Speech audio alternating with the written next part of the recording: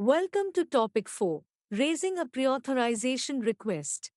You need to be a medical superintendent, medical coordinator or medco, or a Pradhan Mantri Arogya Mitra, also known as PMAM, to preauthorize a patient on the Transaction Management System or TMS provider application.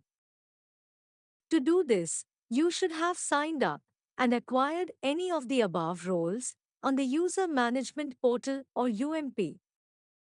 By the end of this topic, you will be able to preauthorize a patient on the Transaction Management System or TMS provider application. Upon logging in, your dashboard and work list are displayed. Here, the preauthorization to be submitted tile is selected by default. And the work list displays a list of patients whose preauthorization needs to be initiated. When you log in as a PMAM, you will only be able to see the pre-authorization requests for patients that were registered by you. When you log in as a medical superintendent or as a medco, you will be able to see the pre-authorization requests of patients registered by all three roles, PMAM, medical superintendent and medco. For this training, we have logged in as a medical superintendent. Let us begin by clicking the arrow on the patient's card, whose preauthorization needs to be raised. And the application displays the preauthorization screen. It includes the patient's details such as their name, age, gender, care plan, PMJID, Aadhaar number, mobile number and address, registration ID, registration date, total wallet amount, and wallet balance. The pre-authorization screen consists of three main tabs: medical information, admission information, and treatment. You need to add the patient's details into these tabs for pre-authorization. Let us start with the medical information tab. This tab displays three sub-tabs: general findings, family history, and personal history. Under the General Findings subtab, you need to enter the patient's body temperature in Fahrenheit. Next, enter the patient's pulse rate. Enter the patient's height in centimeter.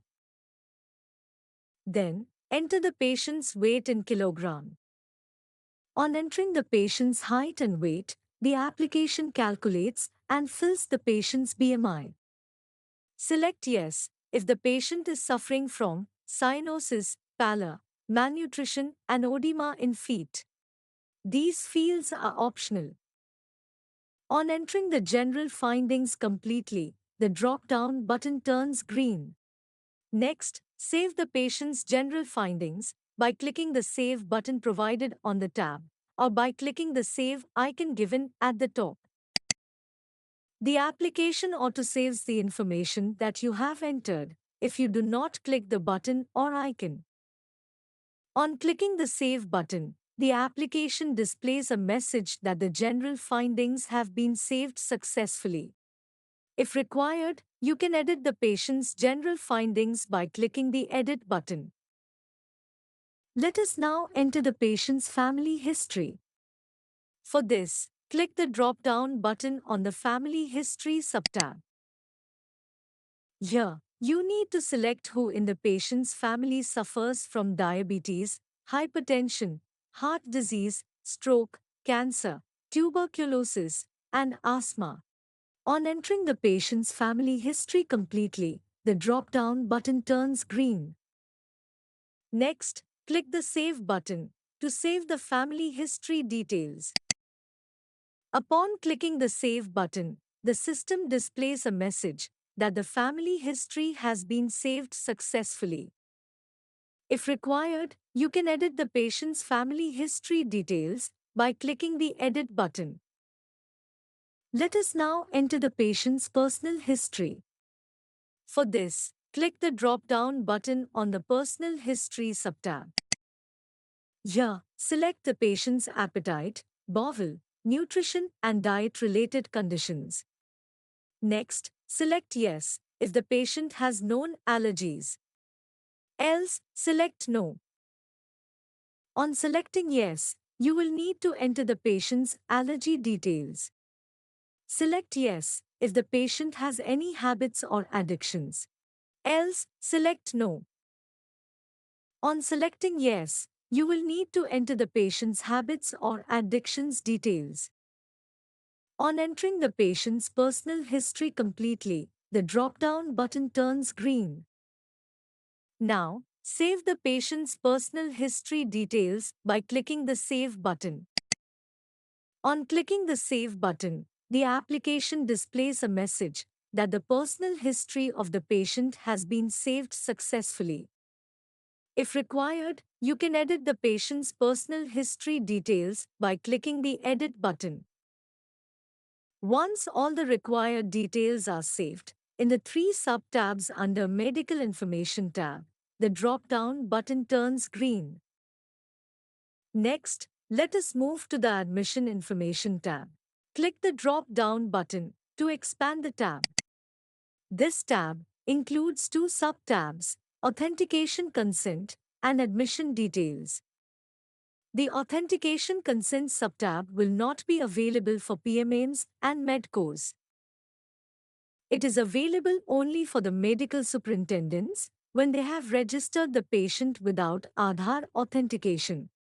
As a medical superintendent, you will be required to upload the declaration form if you have not authenticated the patient via their Aadhaar. If required, you can also delete the uploaded document and add a new one by clicking the delete icon. Next, enter appropriate remarks. Once you have uploaded the form and entered relevant remarks, the drop-down button turns green. Click the Save button to save the authentication consent. On clicking the Save button, the application displays a message that the authentication consent of the patient has been saved successfully. If required, you can edit the details you have entered by clicking the Edit button. Next, under the Admission Details sub-tab, you need to enter the admission date of the patient. Then, enter the proposed surgery date for the patient. Select the admission type and select if this is a medico-legal case. On entering the admission details completely, the drop-down button turns green. Then, click the Save button to save the admission details. On clicking the Save button, the application displays a message that the admission details have been saved successfully. If required, you can edit the patient's admission details by clicking the Edit button. Once all the required details are saved, in both the sub-tabs under the Admission Information tab, the drop-down button turns green. Now, click the drop-down button on the Treatment tab. The Treatment tab displays four sub-tabs: Diagnosis, Treatment Plan, Investigations, and Care Team Details. In the Diagnosis sub-tab, you need to search for the patient's diagnosis. Select the applicable diagnosis from the search results. And the selected result appears in the Selected Diagnosis field. Now, you need to click the Add button. On clicking the button, the application displays a table listing the diagnosis details of the patient. Depending upon the patient's medical condition, you can select more than one diagnosis. All diagnoses are categorized as primary. Depending on the diagnosis type, you can also mark a diagnosis as secondary. If required, you can delete a diagnosis by clicking the delete icon. On entering the patient's diagnosis completely, the drop-down button turns green. Next, click the drop-down button on the Treatment Plan subtab.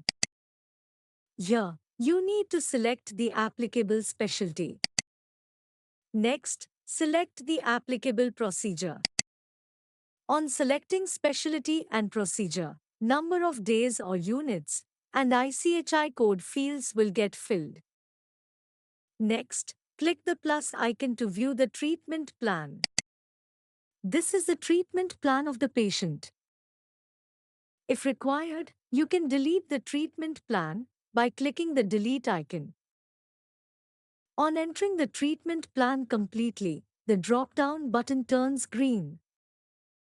Next, in the Investigations subtab, you need to upload the medical reports of the patient for the investigations listed in the table.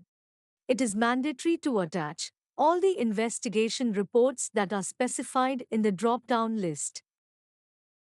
If required, you can also delete the uploaded investigation report by clicking the delete icon. Once you have uploaded all the required documents, the drop-down button turns green. On filling the diagnosis, treatment plan, and investigations details, the Finance tab appears. Let's continue with the Treatment tab. In the Care Team Details subtab, you need to select the panel that will be involved in the treatment of the patient. The panel includes the doctor and other team members who would oversee the patient's treatment. Click the Add button to submit the care team details. Now, the application will display a table with the details of the selected doctor. If required, you can delete a care team member that you added by clicking the delete icon. On entering the care team details completely, the drop-down button turns green. Once the diagnosis, treatment plan, investigation reports, and care team details are entered and saved successfully, the drop-down button on the Treatment tab turns green. Now, click the drop-down button on the Finance tab. Here, the amount and incentive details are displayed. Now, click the Preview and Validate button to preview and validate the pre-authorization form of the patient. If required, you can also edit this form by clicking the Edit button. Next, click the Validate button to confirm the details that you have entered. After validating the details, click the Initiate Pre-authorization button. With this, you have initiated the pre-authorization for a patient, and the application takes you back to your dashboard and work list. Now, let's confirm whether the patient's pre-authorization has been submitted successfully. For this, select the Pre-authorization Pending tile. The patient for whom you raised the pre-authorization request is listed here. This request has now moved to the Pre-authorization Processing Doctors or PPD's queue for approving the patient's pre-authorization. With this, you have come to the end of this training.